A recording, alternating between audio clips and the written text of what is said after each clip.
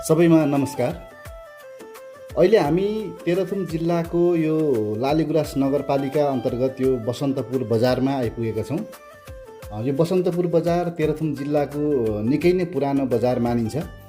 यसको आकारमा पनि जिल्लाको सदरमुकाम म्याङ्लुङ भन्दा दोस्रो मात्रै यो आकारमा पनि ठुलो रहेको छ। त्यसै गरी यो मध्य पहाडी लोकमार्गमा पर्ने केही सहरहरूलाई चाहिँ नमुना सहरको रूपमा विकसित गर्ने भनेर राज्यको एउटा योजना अनुसार चाहिँ यो बसन्तपुर बजारलाई पनि छनौट गरिएको छ।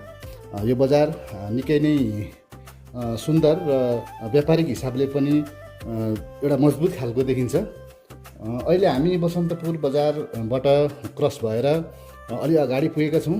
यो दृश्यमा देखिराख्नु भएको दायाँतर्फको सडक चाहिँ यो मध्य पहाडी लोकमार्ग भनिन्छ यसलाई। यो चाहिँ तेह्रथुम म्याङ्लुङ बजार हुँदै उता आठराई हुँदै चाहिँ तम्मोर तरेर पाँचथरमा गएर मेची राजमार्गसँग जोडिन्छ भने यो बायाँतर्फको सडक चाहिँ यो सङ्घसभा जिल्लातर्फ प्रस्थान गर्ने कोशी राजमार्ग हो।